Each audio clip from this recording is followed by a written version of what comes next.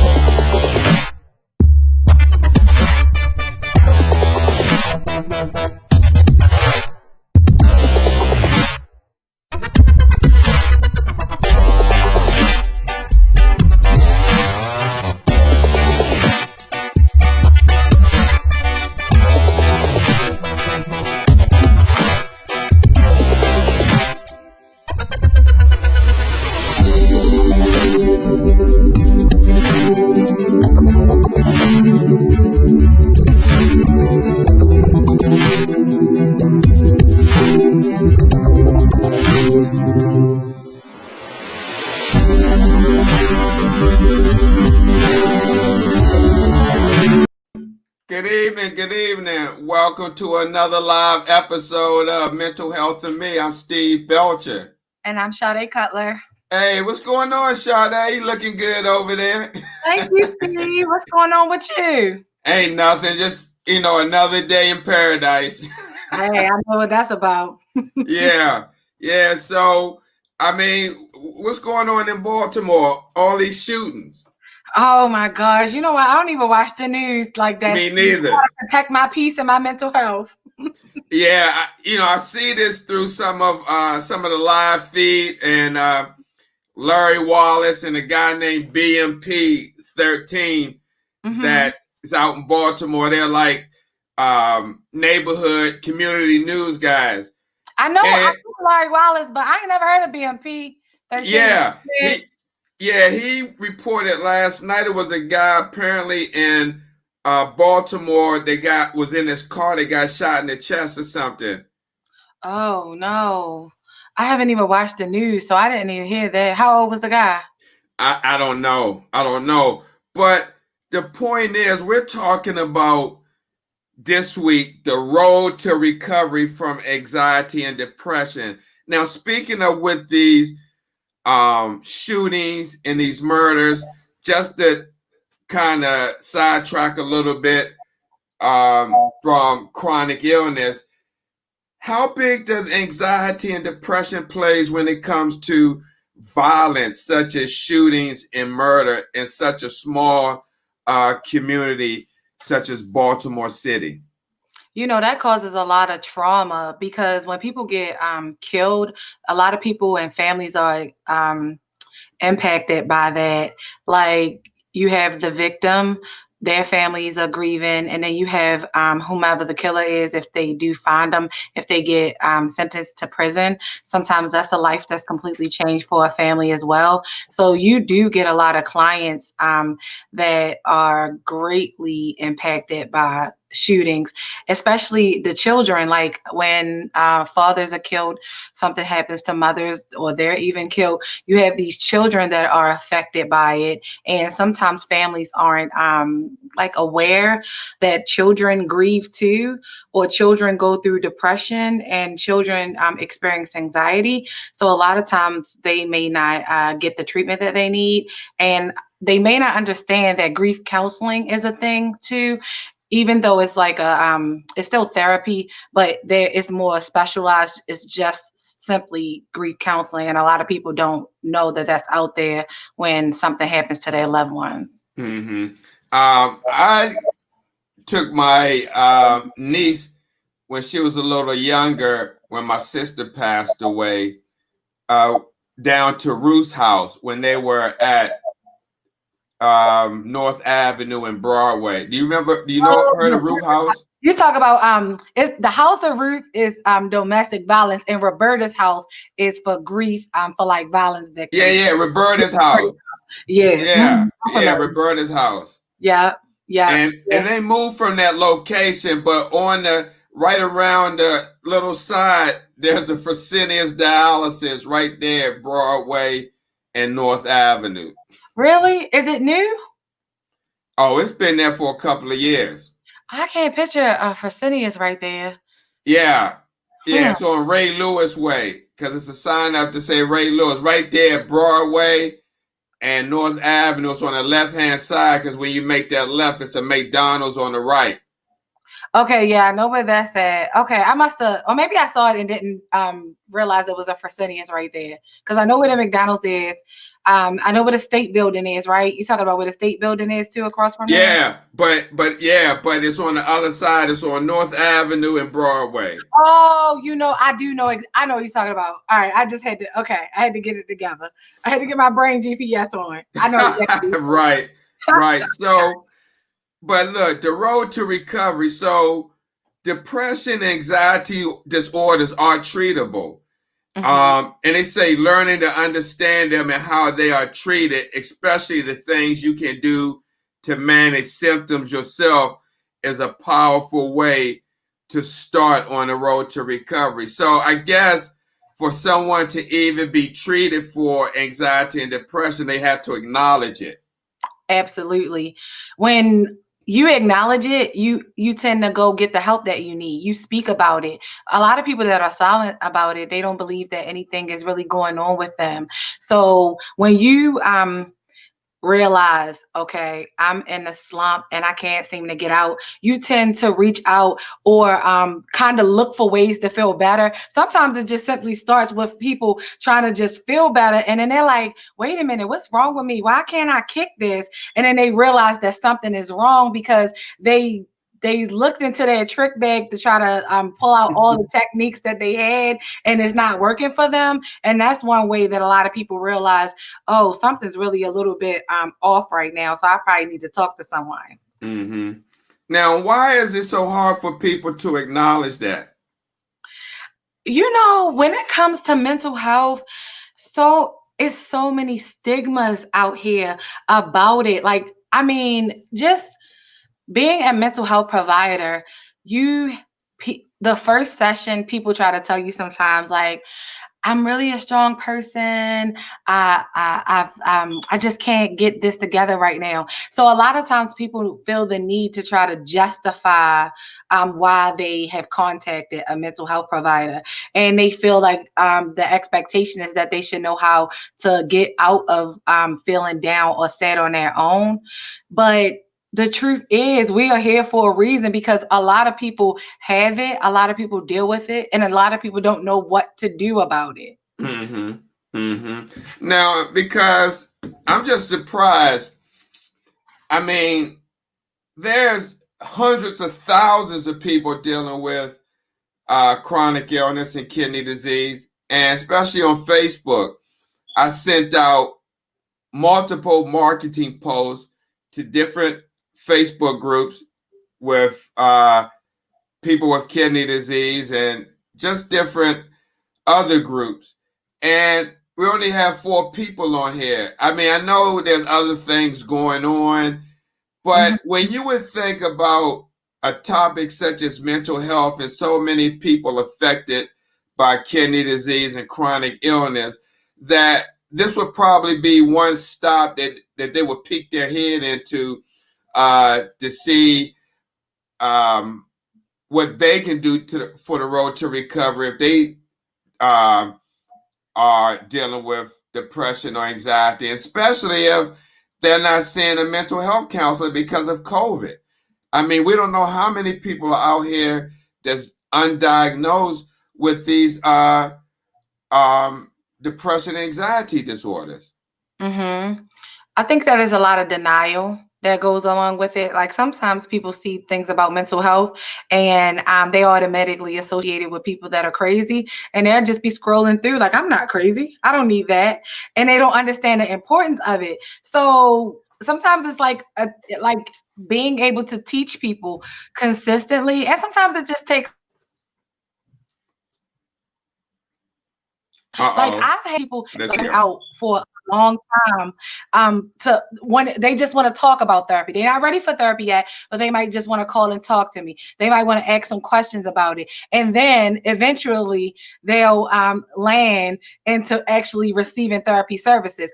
I may have already known that they could benefit from it for a long time, for maybe months, but sometimes people don't make that transition until they are actually ready, or they're kind of like forced to, or something like devastating happens and they kind of like crash in, or crisis. I mean, there's so much going on in the world today, not just with health, mental health, violence, division.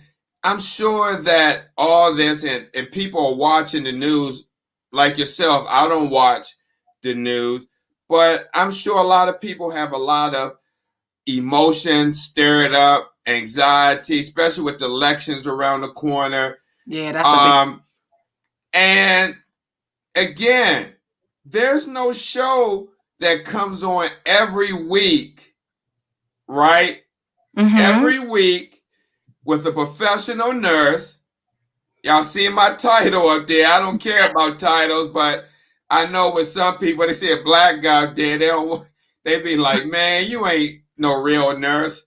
I had somebody send that to me in my inbox off of Larry Waller's feed about 2 months ago. I was trying to find it so I could snapshot it. But yeah, talking about they looked it up. Huh?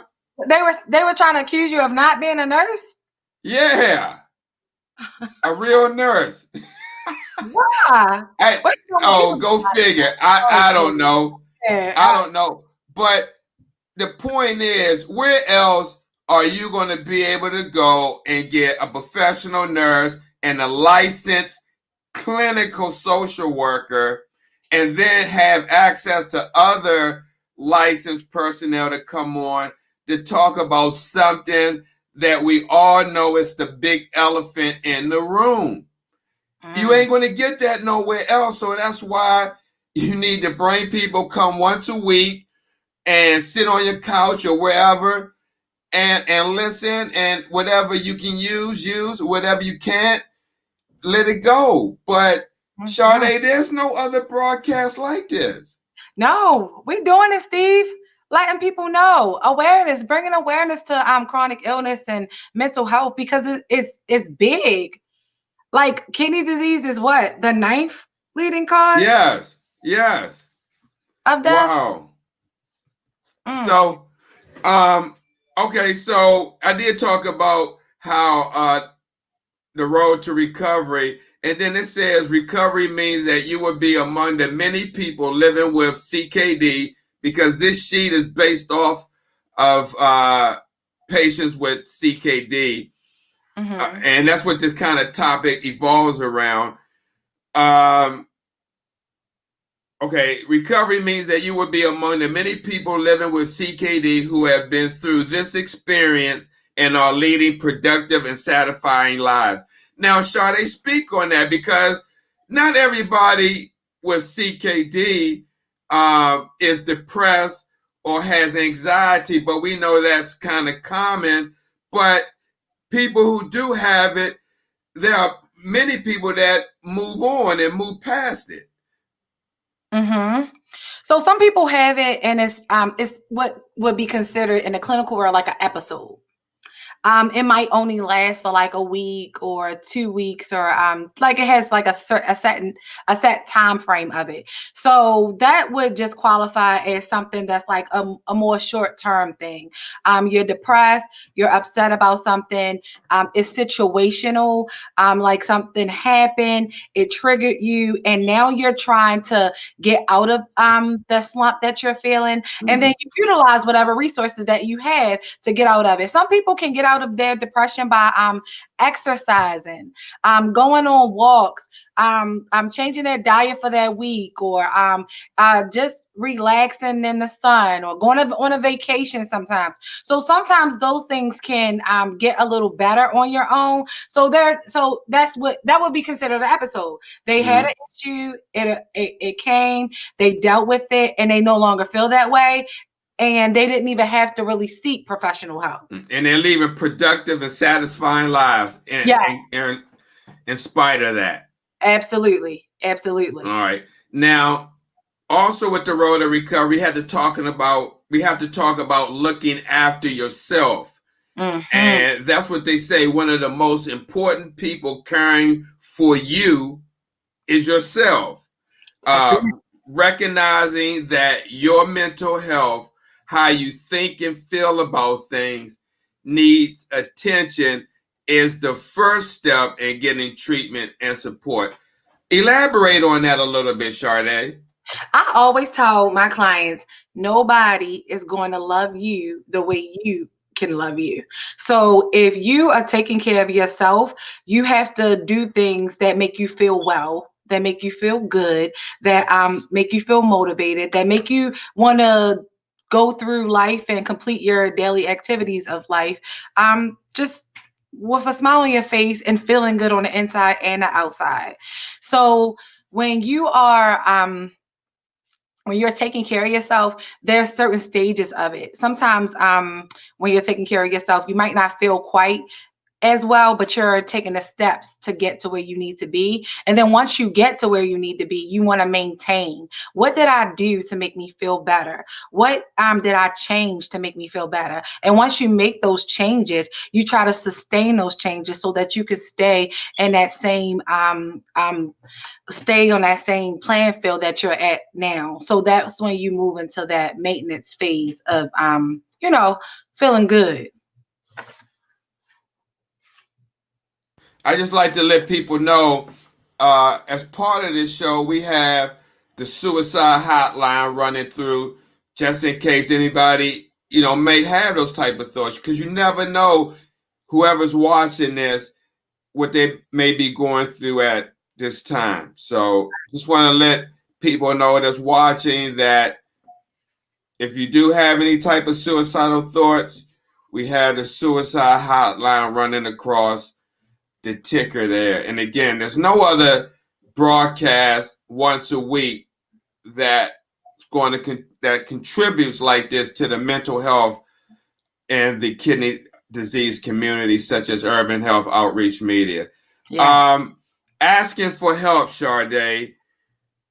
I had a question next to it. I said, why is it so hard for people to ask for help? And then under that, it says the most important, I repeat, the most important first step in dealing with depression or anxiety is to acknowledge to yourself and others how you are feeling and ask for help. Talk to a doctor so that a diagnosis can be made and treatment planned.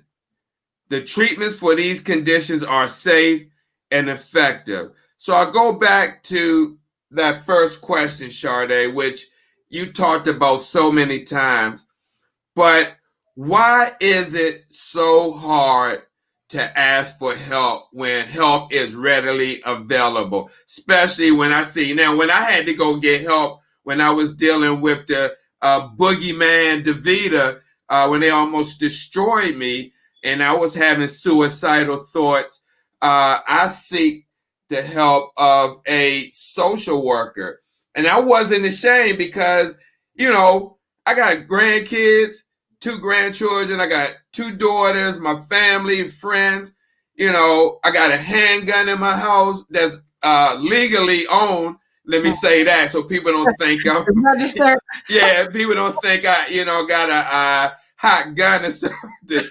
But the point is, and if I'm staying by myself and I get in one of those funks at that time when I was going through what I went through, I was having serious thoughts about blowing my brains out. And I mean, I seek help because when I started thinking like that, and I started thinking about what that would do to my grandkids, my family, of me taking my life, it was time to go seek help, But I was forced into that position because of what I was going through with this insurance company and not being paid for 3-4 months, holidays, my dad in the hospital, my nephew in the hospital.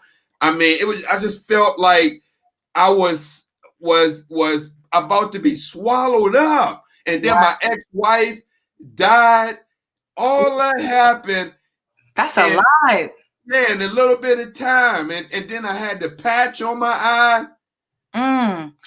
That goes into those, it's like the 8 dimensions of wellness. And one of the 8 dimensions of wellness is what you mentioned too, is the financial piece. People do not understand that finances are a big one when it comes to depression and anxiety. When you interrupt or disrupt people's financial stability, that can make a person literally lose it. Like you're thinking and your logic just goes out the window because it's like you're dealing with those Maslow hierarchy of needs. It's like your basic needs aren't being met when your financial needs aren't being met. So you start to think, how am I going to take care of myself? How am I going to pay my bills? How am I going to eat? How am I going to sleep? Where I'm going to lay my head? How I'm going to do these things? And when you start to think about those type of things, you get into survival mode. That's why when you go into poor neighborhoods or poor countries and things like that, you see like higher crime rates because people are in survival mode. So even as a professional that has gone through a loss, that has gone through a financial hardship, you still are human. So you go into that that survival mode. And when you go into that type of survival mode, you don't want to first go out there and think about taking or doing something to somebody else. Sometimes you start to turn those issues inward. Like, I don't want to deal with this. I don't want to deal with the pain of this. I can't imagine not being able to take care of my family or being able to have a roof over my head, especially when you've been exposed to good things. When you've been exposed to a different life, you don't want to go back to the life that you once lived. So that's when those suicidal thoughts and homicidal thoughts come in too sometimes. Like, we assess for that. Suicidal ideations is what it's called, and homicidal ideations. Because sometimes people will come in and they say, "Oh, I'm not feeling like I want to kill myself. I'm feeling like I want to kill somebody else." So right. It can go either way because you feel threatened by. First of all, manhood gets threatened when you talk about financial things too. So sometimes men are ones that will be quicker to actually follow through with suicide. Women make more attempts. Men make more completions. Now, I had to put a disclaimer out there. I did pray as well. I had a complete spiritual breakdown where I just had to turn it over. And I sought the help of counseling, which I've sought counseling in the past. But when you listen, for 31, 32 years, I've always been paid far as working.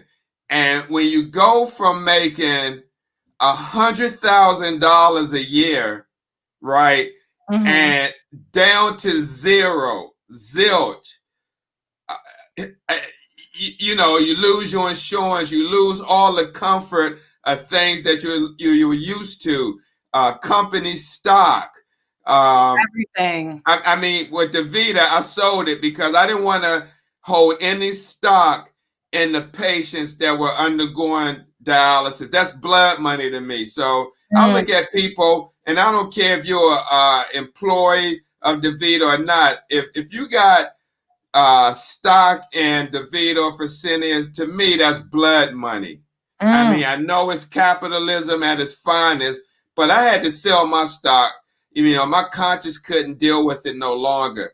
But to lose all that when, you know, you've seen other people go through it, now you're going through it. Yeah, it's like they have no, you know, sometimes these places have no remorse and they don't care about the mental side of it. It's not that they don't understand that it happens, because this is a huge, this is a big company, billions, billions, second largest in the world, and they are supposed to know about different things like depression and anxiety and stuff like that. Like, that's a part of what the curriculum is for having a dialysis facility from CMS. Like, that's a mandate that you do depression screenings on your patient, because they're telling them, like, your population of patients is more likely to have challenges with depression.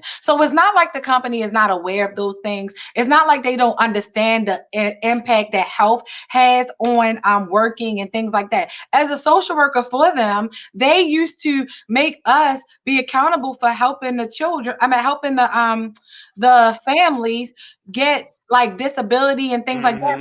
They can come to treatment because they want their money. So they want to make sure that those papers are filled out. But yet, when people are injured or sick or not doing well for them, they don't want to make sure their people are fine. Exactly. And that's exactly what I went through. Yeah, it's horrific. So they know the importance of it, but some people just have their own best interest. They have their own interest in it. If you are that in tune with understanding how working and finances are so important for the population you serve, then you understand how important it is for the people that serve your population.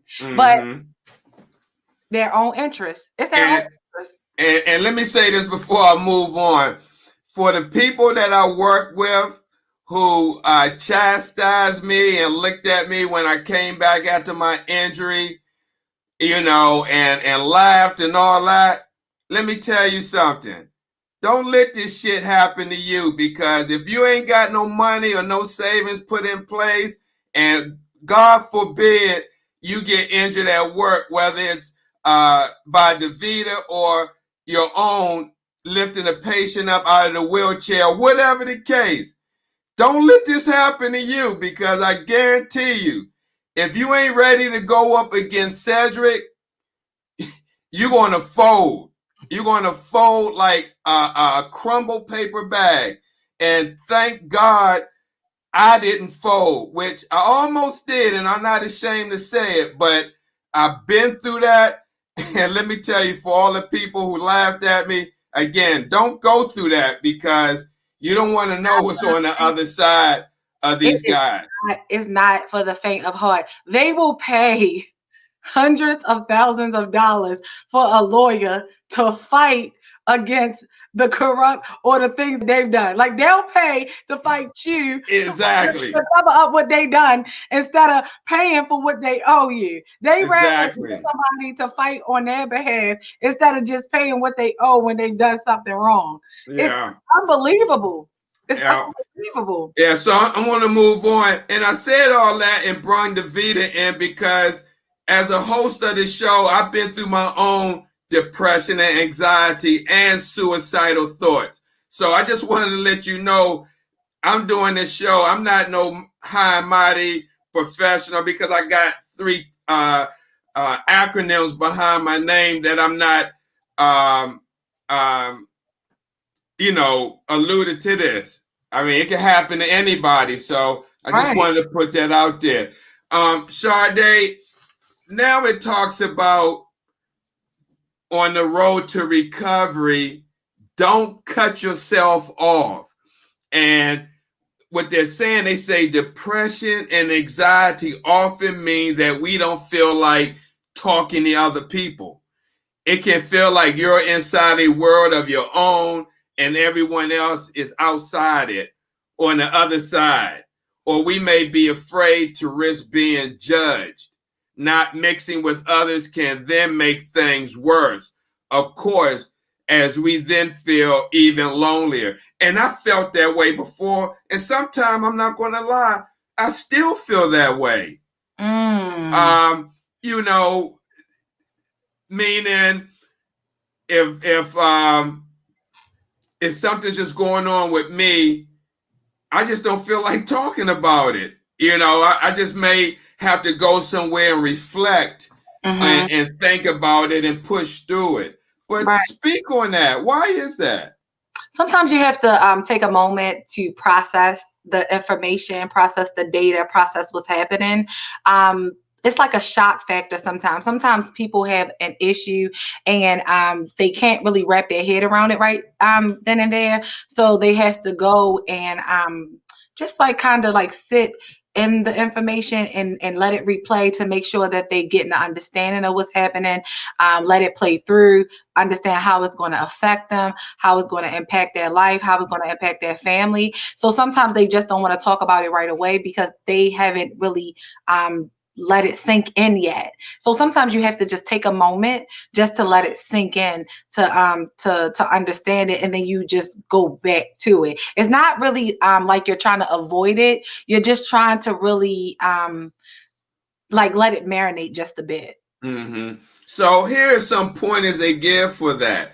They say, be aware of this and try to combat it by keeping up human contact, whether it's by making an effort to stay in touch with family and friends, joining in conversations when you're with other people, or simply by exchanging a few words with a shopkeeper when you go to buy a newspaper. It's natural that this might feel an effort at times, but you'll feel better for having done so afterwards. Then it says, having a pet also be a positive sociable step. Taking a dog for a regular walk means you exercise and get to chat with other dog owners. Dogs and cats can also be good company. They bring affection into our lives and they're good listeners too. Talk about that. I mean, it's not like, I used to have a Boston Terrier and I had, this was as an adult, but I had a dog when I was young, but I got this dog when I was with a young lady and I bought it off of emotions, a little Boston Terrier. I didn't know what it would take to, take care of a dog and all that. But my point is, I had the dog. Sometimes I got frustrated, but it's not like you said, the dogs are good listeners, but it's not like I say, oh, Columbo, damn, I had a bad day at dialysis today. And he's looking at me like, woo, woo, woo. I mean, no, I'm just saying, does that help? Yes. Honestly, it's so crazy because people don't really know. Well, people they may know. It's called an emotional support animal. Like if you go to a therapist and you are feeling like isolated, you feel like you're not having a lot of social interactions, and you don't have a significant other or like someone to talk to, a lot of people go out and get an emotional support animal. So what you do is you get yourself a dog, cat, or whatever, and then you have your therapist. They can write you a letter, like if you are in a apartment and they may have like certain regulations on pets or something like that, and we can just give you a letter to say that the animal is an emotional support animal. Like they make you feel calm, they help with your anxiety.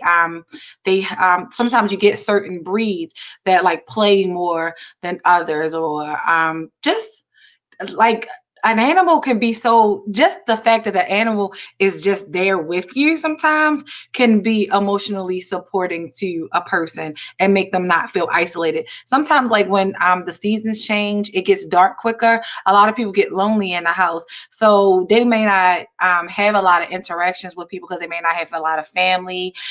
Some of that family may have passed away. Then when you start talking about the elderly population, they don't have a lot of family because a lot of friends start to die off.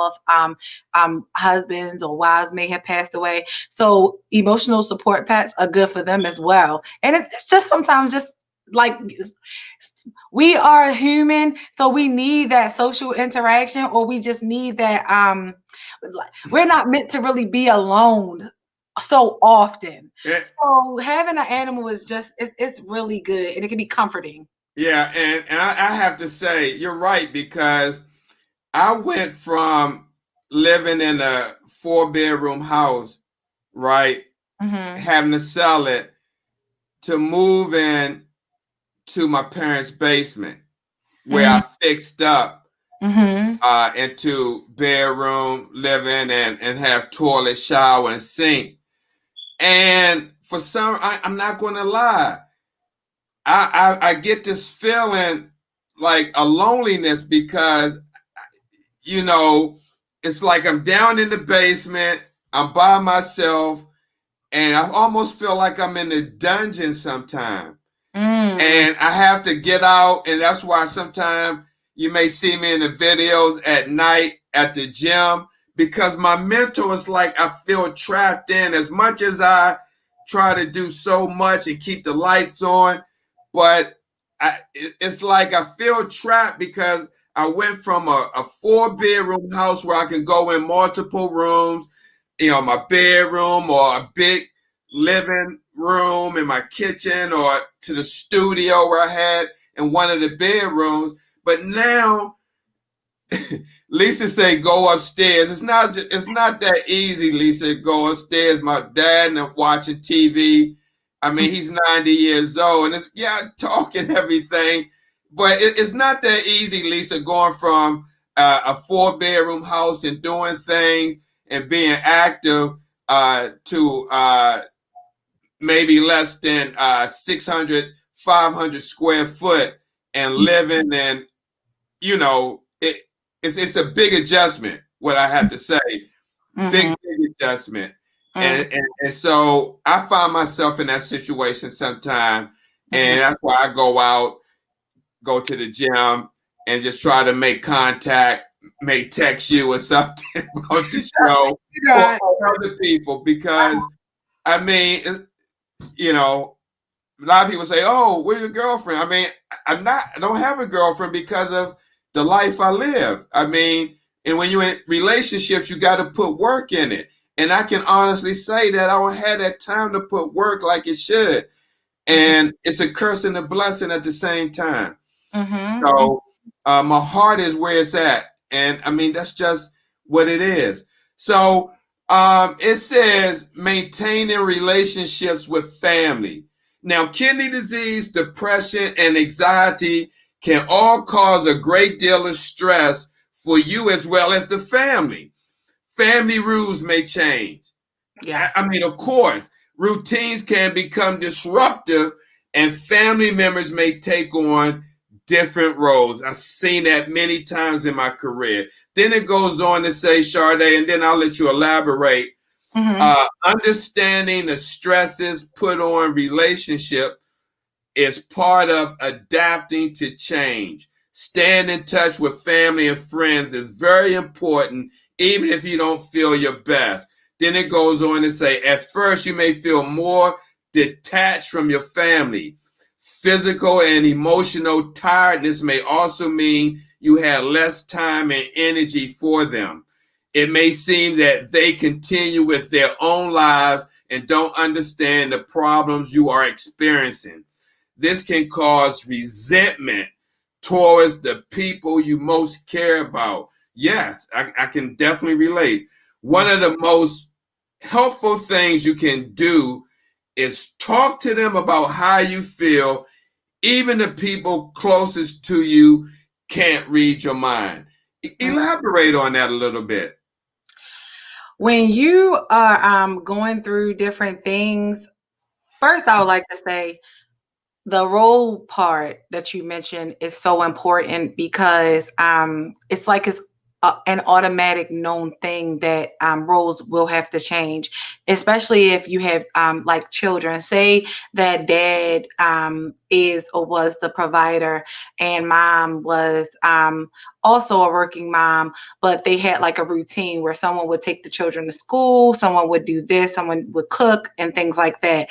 And if dad was the one that was the financial breadwinner that did the cooking at night, while mom was the one that took the children to school and helped them do certain things around the house. The roles could certainly change for someone to have to pick up in those areas. Like if dad now was the one that's on dialysis, mom may have to get an extra job to help with the finances if dad can't find a job that accommodates his schedule for dialysis.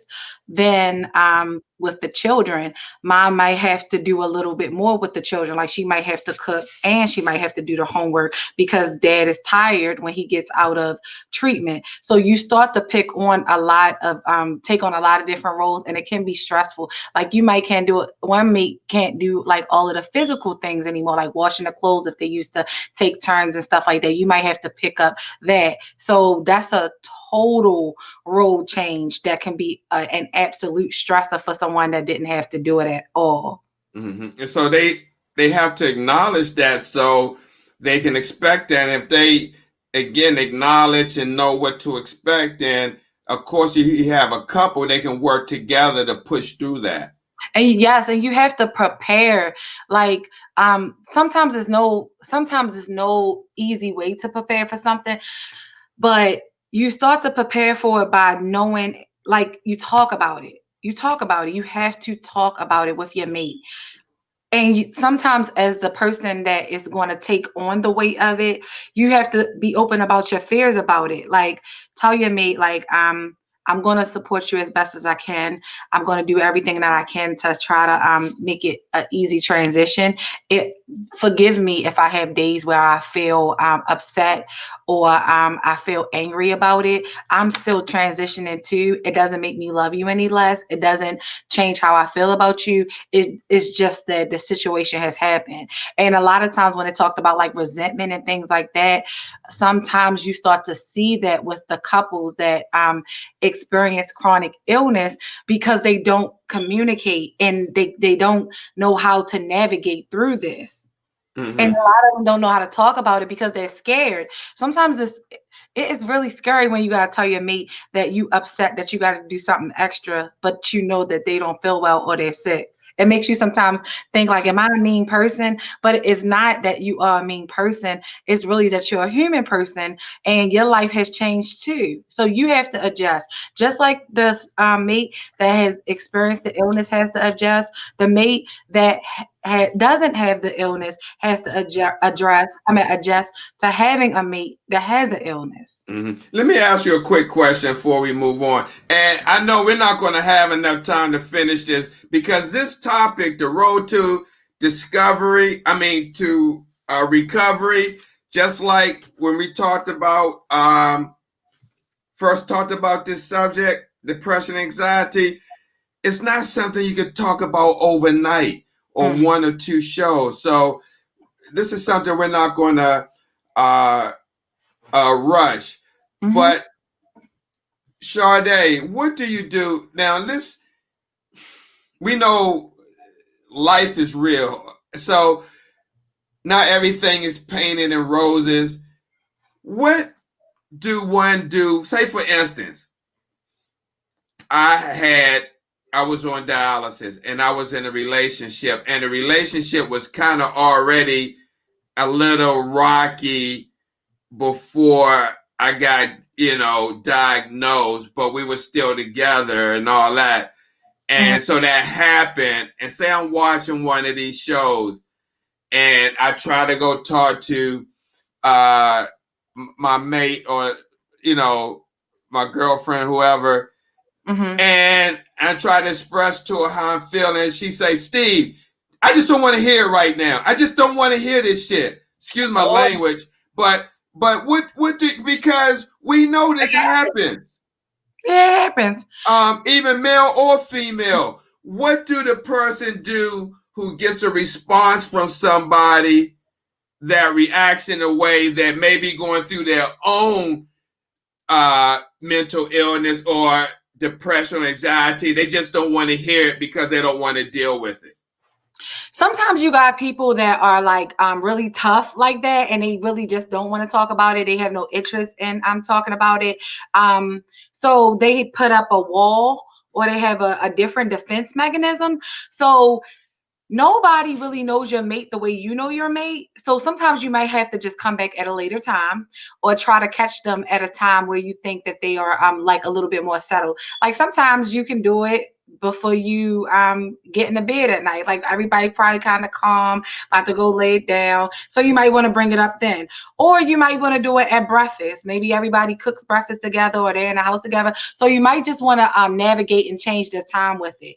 And then you also bring up the incident that happened to let them know that y'all need to have better or clearer lines of communication when talking about those things. Because people can be nasty and they can get aggressive about certain things that they don't want to talk about, or that they uncomfortable with talking about. So sometimes you have to like find a better way to go in and have that conversation, but you still address the nastiness or how the person talk. And they might open up a little bit more too and say, well, I just didn't feel like talking about it because it's upsetting to me. And when you start to try to have them type of conversations and you can't get through to your mate, y'all talking at each other, y'all talking over top of each other, one person yelling, she's saying this, he's saying this, they don't know what each other's saying, you probably need to go come see me. Right. Oh, and you got to be real careful too, because they may meet somebody at the clinic that is a good listener. Yeah, and going through the same thing they're going through, and can connect.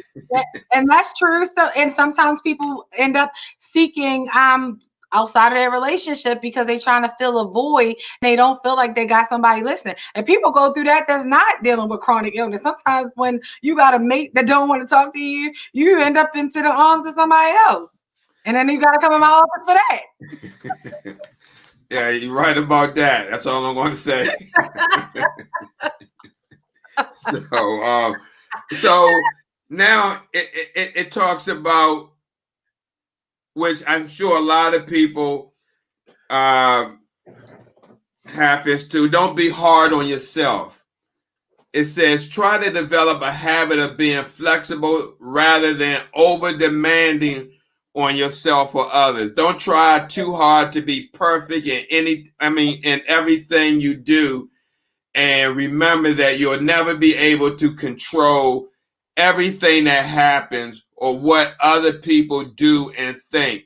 So why not accept this and concentrate on enjoying just being yourself? That is key. When it talks about not being able to control certain things, there are certain things that happen that you just don't have any control over. You know the saying, they said life is 90% of what happened to you and 10% on how you respond. So most of the things that happen to you, you can't really help. The thing about it is kidney disease is one of those things that you can prevent, but sometimes the lack of knowledge of it, the lack of care, the lack of preventative measures and stuff, the lack of doctors not informing people. I'm sorry to interrupt you, Sade, but I just had to go back and correct something. When you said kidney disease could be prevented, but sometimes it can't, depending on what caused the disease. Right. Like if somebody has, say my friend Erin, she has Alport, which caused kidney disease, or somebody who may have lupus that caused it, or maybe they was born at birth with a congenital defect, or whatever outside of diabetes and hypertension that may have caused them to be in that situation.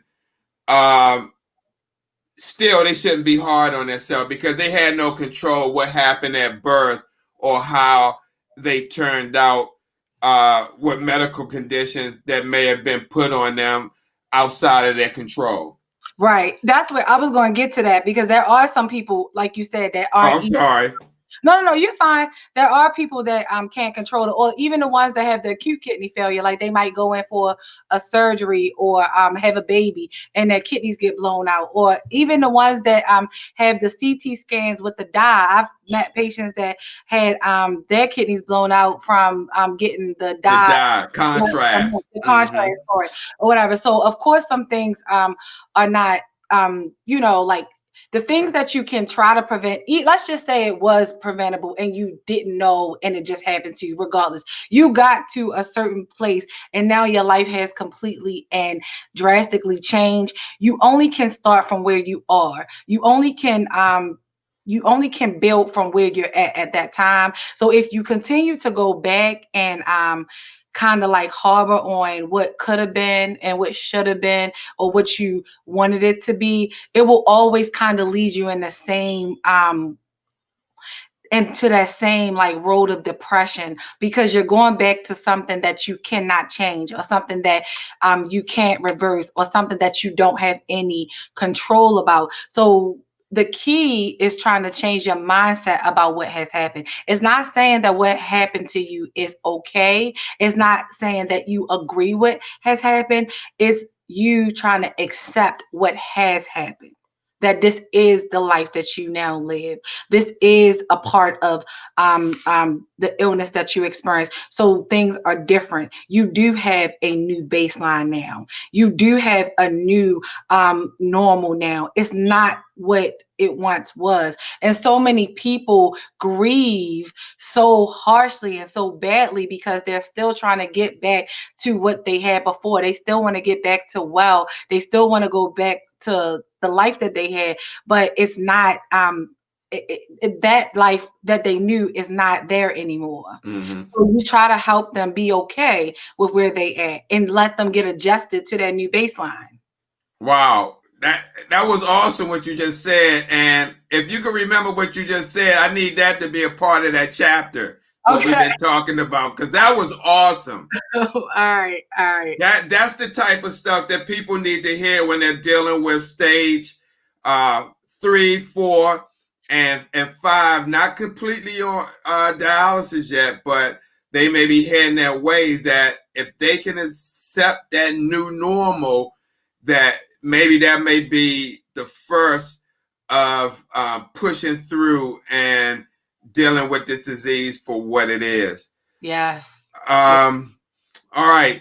Now it talks about, we got about 5 more minutes, guys, and then we'll continue next week. But it talks about learning, and this will probably take up to 5 minutes, learning to tolerate uncertainty. Because with kidney disease, there's a lot of uncertainty with your access going out. You don't know if it's going to work tomorrow or not.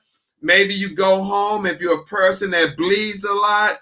If it's uncertain, I'm going to bleed at home. The uncertainty, if I go to treatment, I'm going to get sick. I'm going to cramp. The uncertainty of, am I going to get a transplant? Yes. If I'm on the list. Yes. The uncertainty if I'm going to wake up. Yes. So it says, many anxious people feel a strong need to know for sure about situations. Do what you can to accept this isn't possible. That things often are uncertain, and to wait and see.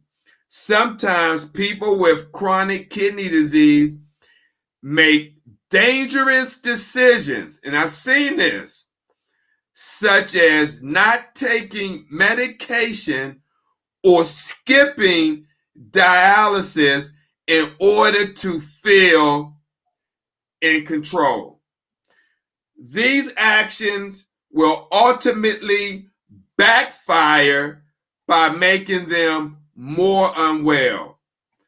Understanding that you are the most powerful person, and again, understanding that you are the most powerful person on your healthcare team is the first step and regaining control. Only you, and I repeat, only you can choose to care for yourself well.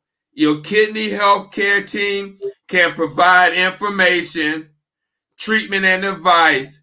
Just like here on this show, we can offer information. That's what I'm going to say. I can't say advice because, we're not set up that way again. And I forgot to put that up there before starting the show, but quick to do it as education disclaimer. The information broadcast on Mental Health and Me and any other urban health outreach media is provided for educational and informational purposes only and is not intended or implied to be a substitute for professional medical advice, diagnosis, or treatment. Now, with that being said, your kidney healthcare team can provide information, treatment, and advice, and you can come here and listen to us as well. But you are in control of looking after chronic kidney disease and overall health. Elaborate a little bit on that, Sade, what I just talked about. You know how some people like they get treatment and they might go in and they feel so sick after they get their treatment. They might, like you said, they might start cramping. They might feel fatigued. They just don't feel that well. They just like overly tired. And then they decide, okay, I don't want to go to treatment. I just felt horrible yesterday after I had a bad treatment. Mm-hmm. And they skip treatment and then they actually do feel like they feel better, but in their mind sometimes they start to feel or think that they don't need dialysis because they skipped the treatment. They felt better, so they associate it with not needing the dialysis, which ends up backfiring, like they said. Some people know how to monitor their health, like, how can I say, you always go with what the doctor said, but some people feel like, oh, I felt better and I didn't go this day. So then some people start to push the envelope and then they'll try to go 2 days without it. And what ends up happening, what I used to see sometimes, is people would come in and they said they felt fine, but they have tons of fluid on, Steve. And the doctors are like, what in the world happened?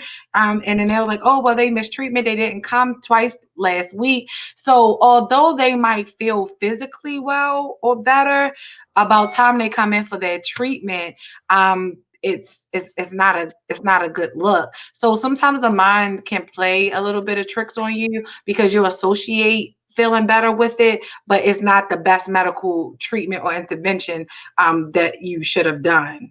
Although you felt better mentally and physically at that time, the end result, like you said, it kind of ends up backfiring. Yeah. I've seen that many times. Patient skips 2-3 weeks of treatment because they say they still urinate, and when they come in on the day before the 30th day before they get discharged. Mm-hmm. A lot of patients know that. Though. So when a lot of patients always used to say, well, I still urinate. So but the kidneys aren't still filtering good if they still urinate. Right. They're not clearing all the toxins out like they should. You still probably able to, urinate, but the filtration part is damaged and they're not able to clear a lot of the toxins. And I mean, and you can tell by the lab numbers. And it's just like a matter like time. Mm-hmm. Mm-hmm. So that's dangerous in itself still, because it's still not getting the toxins out the body. Still circulating. Right. And with some patients, again, this is where taking control of your health, if they did the research and they still had that urine output like that, then they could talk with their doctor and say, look, instead of 3 days a week, I want to do 2 days a week. Because I've seen patients do this. They monitor their lab and they make sure they got everything. And so they could show that I'm still getting the same clearance that I was doing 3 days a week If I do 2 days a week, I'm still getting the same numbers or even greater. So you can do, okay, doc, I can, I still urinate. Let me do Monday and Friday, 4 hours or 3.5 hours. I mean, there's so many options people have, but if they don't know they have those treatment options to discuss with their doctor, because even though the regularly set up for a lot of treatments is 3 to 4 hours, 3 days a week, there are, outside of the box type of treatments, just like I was just saying, twice a week. Especially somebody who may have acute kidney injury and they may have to go on dialysis for a short time and they don't need 3 days a week. I mean, it's just so much, but if patients don't know and they get forced into the standard status quo of treatment, they just believe they gotta have that same one. Exactly. So with that being said, this has been an awesome show tonight. Sade, as always, I thank you for sharing your time, and let folks know about what you do before we go, because I always want to give you a shout out and let you speak of what you're doing, because you're so gracious enough to take the time to come on here for an hour every week to volunteer your services. So let folks know what you do, and if they want to seek your services, where they can go. Because again, guys, you got access to an awesome social worker, and if you need to use it, got to use it. So let folks know what's going on with you. So I am Sade Cutler, like we said. I am the owner of My Empowering Impact, and I provide mental health services for people that are struggling with a variety of conditions: depression, anxiety, chronic illness, postpartum, just a plethora of things. You can visit us at www.myempoweringimpact.org, and you can do a self-referral. We accept all insurances: Medicare, Medicaid, Cigna, Blue Cross Blue Shield, and we also do coaching for other states as well. So that is what we're doing, and that is the service that I provide. Yeah, here go that's the logo. So you may see that on Facebook, Instagram, I don't know, TikTok, whatever. But man, I mean, I'm just like kind of beaming over here, because again, there's no place where if someone needs to talk, I mean, of course you got other social workers out there. Let's not be naive and say that there are not plenty of social workers out there. But with that being said, how many you can go to just right out the blue and comment in the comment section and have a question asked right on live, get an answer, or had the opportunity to reach out to them? It ain't no social worker like online twirling their thumbs and like putting out information for people to come in and seek some type of counseling. So this is a service that we wanted to do for kidney warriors in this community, and also other people outside of this community that's dealing with chronic illness. But chronic illness is no joke. And guys, again, don't sleep on this. If you're watching this and you're like, I don't know if I should call, I don't feel like, don't sleep on this, because before mental health in me, it was nothing. It was nothing. No one even, you may have a webinar to discuss it that may be on at 2 or 3 in the afternoon, but who's on at 7 at night for an hour that's going to be talking about we're not just going to be talking about depression and anxiety. We're going to be talking about relationships, other things pertaining to mental health. We're going to have guests on. I mean, this is not just depression, anxiety. This was just happened to be a runoff from the first show. And we know that that topic is so critical and important that we couldn't just do one show, 2 shows or 3 and say that's it. You know, it doesn't work that way. So, Sade, any final parting words before we leave this evening? I'm just going to piggyback what you said, Steve. Mental health is very important. It is critical. And one of my mantras is your mental health is just as important as your physical health. So you should get checked out. Yes, absolutely. And follow My Empowering Impact on Instagram and Facebook, because Sade has some fabulous quotes, everyday nuggets that she throw out there. And if you don't see them, go to the site, man, because these are the type of nuggets that help you get through the day. Mental health nuggets, just to arm you and prepare you, as well as you may want to prepare yourself with Bible quotes as well. But, you know, with both of that together, Bible quotes and Sade's quotes, I mean, you'll be better prepared for the day. So, yes. With that being said, thank you, Sade, for coming on with everybody else. Thank you. We got the Warriors Quest coming up in about 20 minutes.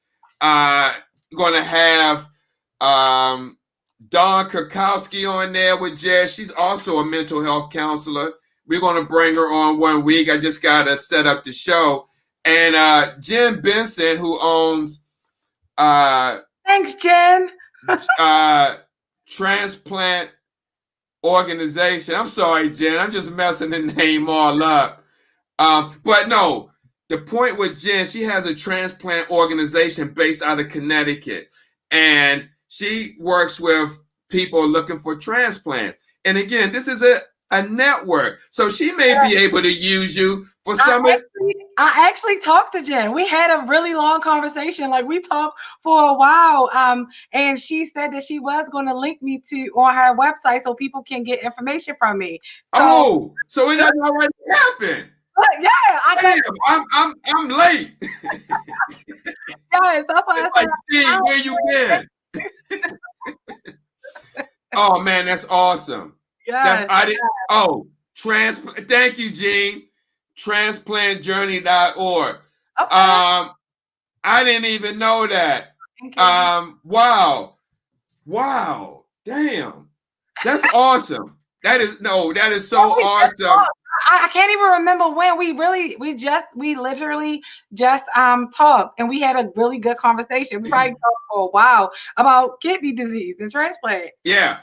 And that's what this is about, networking and helping the people in this community. But we need the community to come, you know. So we're going to keep doing what we're doing. And like they say, if you light yourself on fire, the people will come around and watch you burn. So that's what we're waiting for. Put the message out there. We got a social worker. We got dietitians. We got technicians. We got nurses. And we even got doctors at our disposal. So all we need you to do is bring the warriors to get the education that's needed to deal with the 9th leading cause of death in the United States. Absolutely. That's all we need. We're not asking for money. We're just asking for people. That's it. I like that. Yes. Yeah. So Sade, thanks again. I'm going to be talking with you in the week. But again, what you said, that's exactly what I'm talking about, what I was discussing. Right. Excellent. So thank you guys. Have a good night. We see you soon. Again, welcome to Mental Health and Me. Have a good evening. God bless you. Again, you can't get this nowhere else, guys. We see you next week. Peace.